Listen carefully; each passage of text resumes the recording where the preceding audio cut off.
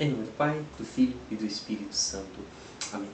Meus amados irmãos e irmãs em Cristo, nesse vídeo eu quero tratar com vocês sobre um assunto polêmico: a intercessão dos santos. Ora, às vezes nós somos acusados, enquanto católicos, de idolatria, de estarmos rezando a um Deus sem vida. Tantas palavras que nós somos acusados que caem sobre nós, assim como o diabo chegou para tentar Jesus, ele disse: está escrito. Também hoje nós recebemos essas acusações que dizem: está escrito assim, os católicos vivem assado e tal. Não é nada disso. Primeiramente eu quero ressaltar aqui que em relação às imagens, nós vamos gravar depois um outro vídeo, mas em relação às imagens também Deus permite que se faça a imagem, ou melhor, Deus pede que se faça a imagem. Por exemplo, a Arca da Aliança tinha 2 querubins, no Santo dos Santos tinha 2 querubins, no templo, nas paredes do templo tinham imagens de bois, de leões, de animais. Então, Deus não proíbe que se façam imagens. Se você vê alguém por aí dizendo que Deus proíbe fazer imagem, é ignorância dela, por não conhecer a palavra de Deus, por não entender aquilo que a Escritura nos fala. Deus proíbe que se faça ídolos, deuses. E os ídolos, só um pouco aqui sobre a questão de imagem, os ídolos eles não nos levam a Deus como os santos nos levam. Pelo contrário, os ídolos são deuses, falsos deuses, como nós somos acusados, enquanto católico, de adorar. Não é isso. Nós não adoramos os santos da igreja. Nós apenas respeitamos, veneramos e damos a ele o culto de dulia, hiperdulia a Nossa Senhora e latria a Deus. Somente a Deus nós prestamos o culto de latria. Por isso nós não somos idólatras. Nós não adoramos ninguém abaixo de Deus. Somente 3 pessoas da Santíssima Trindade que nós adoramos: Pai, Filho e Espírito Santo. O Senhor Javé, não é Jeová, é Javé, o Senhor Jesus e o Senhor Espírito Santo, que são 3 pessoas em um só Deus. Não são 3 deuses também, para que a gente não vá confundir. Mas em relação aos santos, como a igreja pede a intercessão dos santos se, quando nós pegamos uma Bíblia, ou até mesmo isso aqui, que tem 7 livros e alguns capítulos, versículos a menos, mas nós podemos dizer que é uma Bíblia incompleta, né? Porque a verdadeira Bíblia ela é católica, que tem os 73 livros, 46 no Antigo Testamento e 27 no Novo Testamento. Então, nós não podemos confundir as coisas, por mais que esteja incompleta, mas não podemos comprar uma Bíblia dessa, a não ser que seja para estudo. Por que eu tenho uma Bíblia protestante? Porque essa Bíblia ela contém várias adulterações da palavra de Deus, e aí eu gosto de pegar para conhecer, como apologeta, conhecer aquilo que eu vou defender, conhecer as armas que nos atacam. Então, é simplesmente para isso. Por isso, você pega a minha Bíblia adulterada, ela é toda marcada, porque eu procuro conhecer aquilo que eu estou contra-atacando. Em relação à intercessão dos santos, o que a Igreja Católica nos diz? Vejamos, no Catecismo da Igreja Católica, esse livro amarelo, se você não tem, por favor, tenha, que é impossível um católico não conhecer, um verdadeiro católico não conhecer o Catecismo, a doutrina da sua igreja. No parágrafo 956 diz assim: a intercessão dos santos, pelo fato de os habitantes do céu estarem unidos mais intimamente com Cristo, consolidam com mais firmeza na santidade de toda a igreja. Ou seja, essa igreja, que diferente daquilo que as pessoas pregam por aí, uma igreja santa e pecadora não existe. É santidade da igreja, a igreja santa, porque é fundada por um Deus que é santo. E ela é revestida da santidade do Cristo. Eles não deixam de interceder por nós ao Pai, apresentando os méritos que alcançaram na terra pelo único mediador de Deus e dos homens, Jesus Cristo. Por conseguinte, desta fraterna solicitude, deles, nossa fraqueza recebe o mais valioso auxílio. Irmãos, a palavra de Deus ela vai nos mostrar que existe um só mediador entre Deus e os homens, Jesus Cristo, homem. Isso, numa tradução adulterada da palavra de Deus, a gente vai pegar, como nessas aqui, que eu mostrei há pouco, você vai pegar e vai dizer, não existe apenas um intercessor entre Deus e os... Não, não é intercessor, não podemos confundir as coisas. Jesus, ele é o mediador, porque ele mesmo diz no Evangelho, eu sou o caminho, a verdade e a vida, ninguém vai ao Pai senão por mim. Ah, Charlie, nem aí a gente pega. Então, por que pedir intercessão dos santos? Não, é no sentido de salvação. Pega comigo aí, se você tem agilidade na palavra de Deus, primeira carta de São Paulo a Timóteo, capítulo 2, versículo 5, versículo 4 diz assim, Ele, Deus, quer que todos os homens sejam salvos e cheguem ao conhecimento da verdade. Que verdade é essa? Pois há um só Deus e um só mediador entre Deus e os homens, Jesus Cristo, homem. Ah, então pronto. Só que muitas vezes as pessoas, por ignorância ou de má fé mesmo, eles param aí. Eles pensam que não, ninguém pode interceder, porque Jesus Cristo é o único intercessor, já que tem aí na tradução adulterada. Vamos continuar a leitura. A Bíblia, ela é preciso, nós precisamos entender a Bíblia, nós precisamos ler a Bíblia com desejo de conhecer a verdade e impelidos de uma vida de oração, porque senão a gente vai ficando meio até que louco, porque tem tanta coisa que parece que que a palavra de Deus vai se contradizendo, e não é, isso não acontece. Olha o que acontece. Pois há um só mediador entre Deus e os homens, Jesus Cristo, o homem, que se entregou para resgatar a todos. Esse é o testemunho dado nos tempos estabelecidos por Deus, e para o qual eu fui designado pregador e apóstolo. Digo a verdade e não minto, doutor das nações, e na fé e na verdade. Quero, portanto, que os homens orem em todo lugar, erguendo a mão, sem iras e sem discussões. Olha, ele está mandando fazer, ele está mandando aqui, está dizendo aqui, olha, é preciso que se faça oração em todos os lugares e sem discussões. Não precisa, se você não pede a intercessão dos santos, se você já se acha santo o suficiente para ir diretamente a Deus, o problema é seu. O católico, ele vive uma humildade, ele busca a intercessão dos santos porque ele sabe que por si só ele não é capaz de chegar a Deus. Então ele busca a ajuda daqueles que já estão lá próximo de Deus, já estão na presença de Deus. O que acontece? Prossigamos ainda, porque a palavra de Deus, ela vai ainda nos dizer, em detalhes, vai dizendo, é preciso que vocês orem, que vocês intercedam por mim. Mas Paulo, se você acabou de dizer que há um só mediador entre Deus e os homens, por que agora você vem pedir que os cristãos intercedam?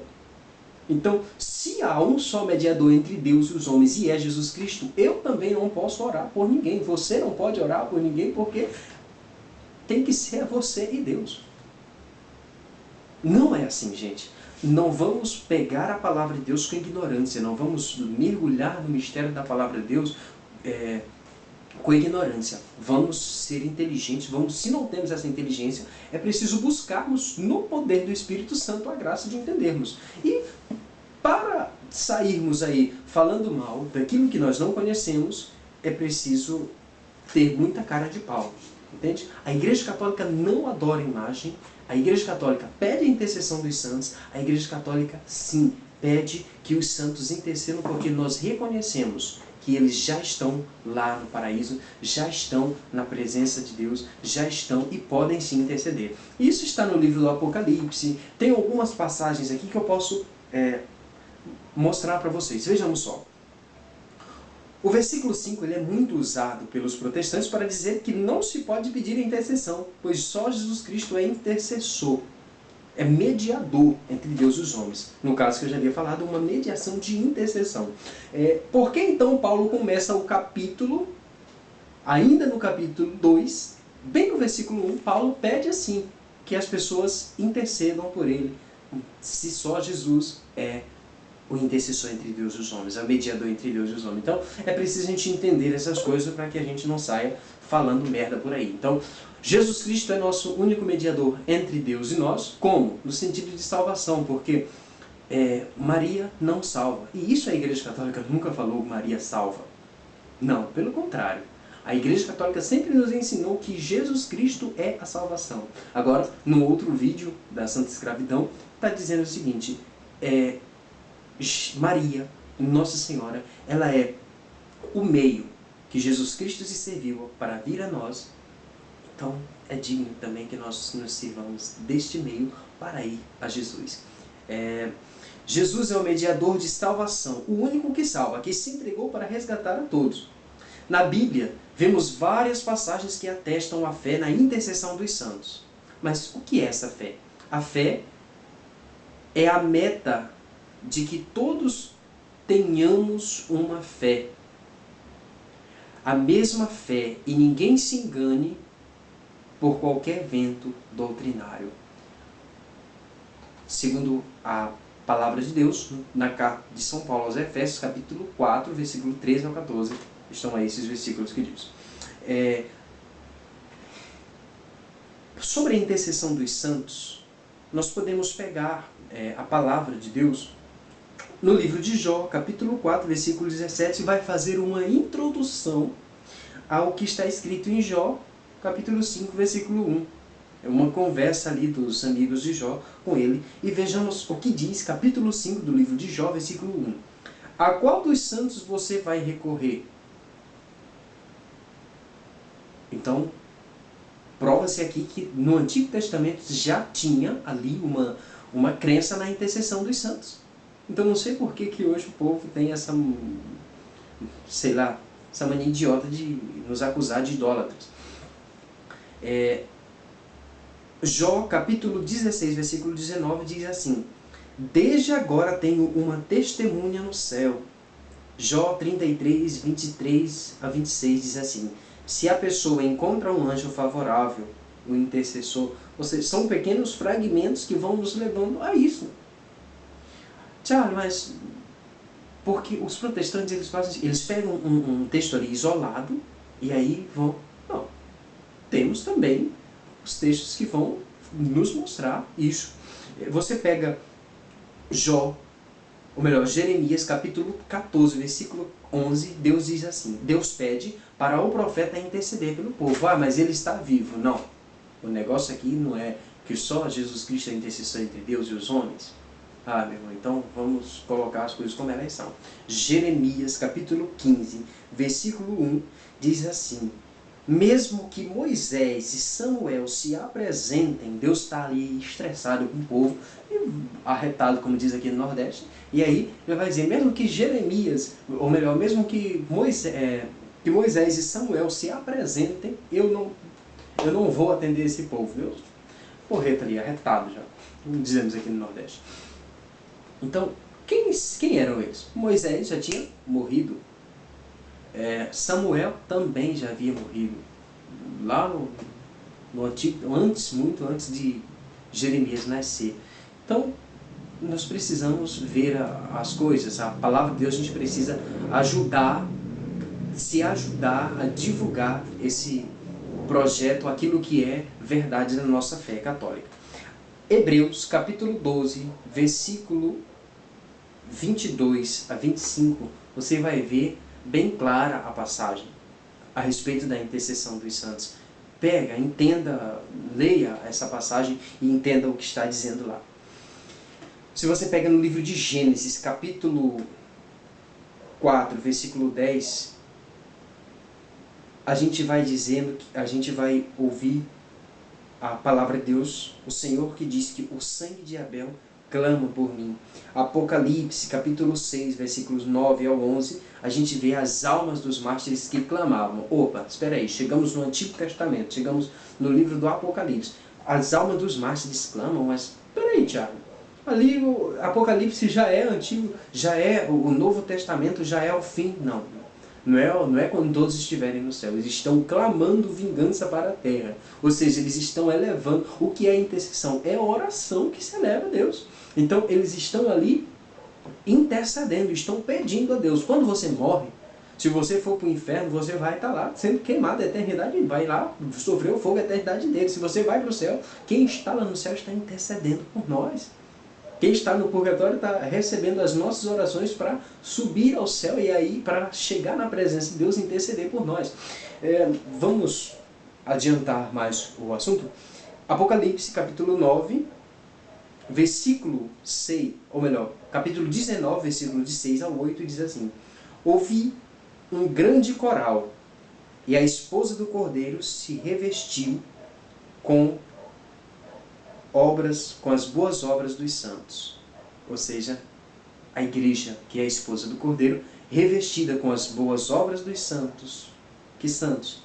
Os cristãos, aqueles que se oferecem, que se entregam, que se consagram. A igreja revestida com a boa obra, com as obras de caridade, com as obras de santidade, minha e sua, que fazemos sem estar em pecado mortal. Então, se você estiver em pecado mortal, crie vergonha na cara e vá confessar, para que as suas boas obras possam revestir também a Santa Igreja Católica. Lá no céu e aqui na terra também, né? Que não há nada pior do que um católico que dá mau testemunho, que dá um mau exemplo de vida. Então, pelo amor de Deus. Apocalipse 8, versículo 3 diz assim: o anjo oferece um incenso com as orações dos santos. Que santos? Aqueles que já estão na presença de Deus. As nossas orações também. Orações dos santos. Ah, Charlie, mas os cristãos eram chamados de santos. É o povo de Deus. Ser santo é o quê? É ser separado. A palavra santo vem de separado, kadosh, separado. É diferente, é para buscar, que vive de uma vida diferente. Então, ser santo é viver diferente daquilo que o mundo se apresenta para nós. Os santos, eles podem sim interceder por nós.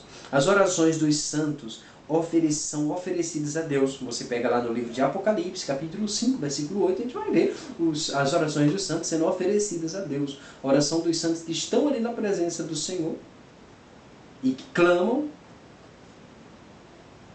que rezam, que intercedem. Se a gente vê no evangelho lá do rico e Lázaro, a gente vê que o Lázaro está lá na presença, no seio de Abraão, no céu, podemos dizer isso. E o rico, o que ele está fazendo? Está lá no inferno clamando, gritando: ei, manda ele largar o dedo no balde d'água e enfiar aqui na minha boca.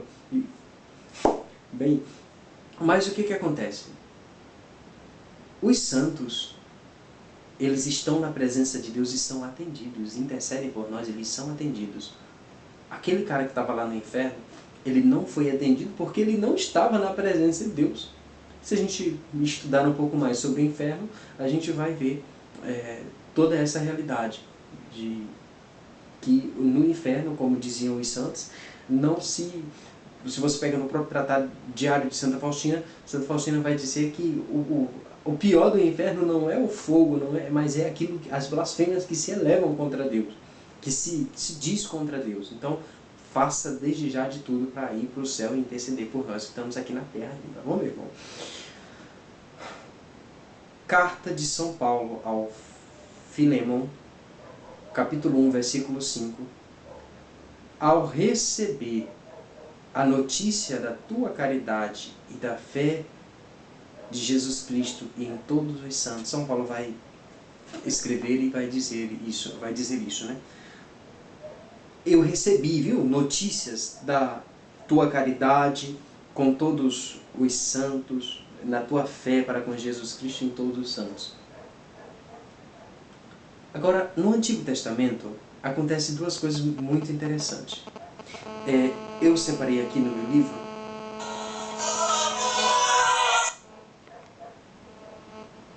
minha esposa ligando, desculpa aí. Eu separei aqui no livro uma coisa. Livro do profeta Zacarias, capítulo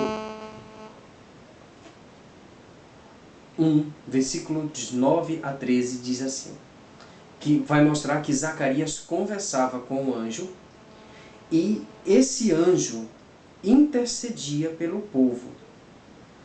E aí vem a consolação. Deus derrama a consolação. Gente, a gente precisa entender uma coisa. Deus, Ele não vai nos condenar por pedir intercessão aos santos. Ele não vai nos condenar por recorrermos a Ele, na nossa humildade de católicos, pela intercessão dos santos. É preciso a gente parar e ver, será mesmo que o Senhor vai condenar a humanidade, a sua igreja, por pedir a intercessão dos santos?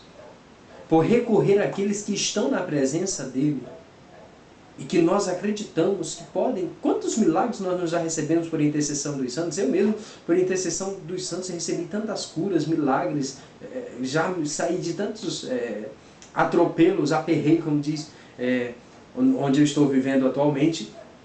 Então, não precisa a gente ficar com esse medo de pedir a intercessão dos santos, dos anjos, daqueles que já estão na presença de Deus. Então, no livro de 2 Macabeus, essa eu gostaria que você pegasse, no livro de 2 Macabeus, a gente vê que esse livro ele não está na Bíblia protestante. O livro de 2 Macabeus.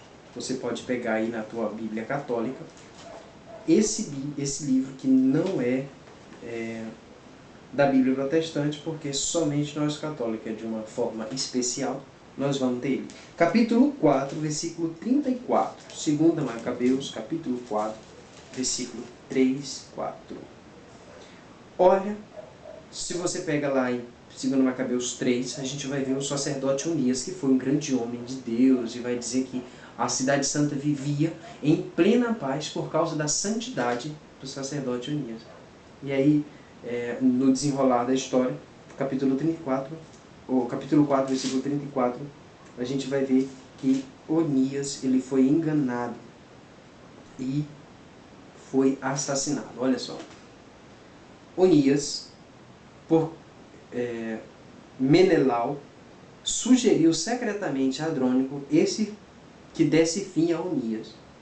Então Andrônico procurou Onias e tentou convencê-lo com mentiras, dando-lhe até a mão direita como juramento. Embora Onias tivesse suspeita, foi convencido por Andrônico ao sair do refúgio. E este o matou imediatamente, sem respeito algum pela justiça. Então, não vem aqui ao caso o que estava acontecendo, na questão da batalha naquela época. Mas Onias, o sacerdote Onias, faleceu, foi assassinado, morreu. Então pegue comigo aí na tua Bíblia Sagrada, meu irmão católico. 2 Macabeus, capítulo 15, ande aí 11 versículos à frente.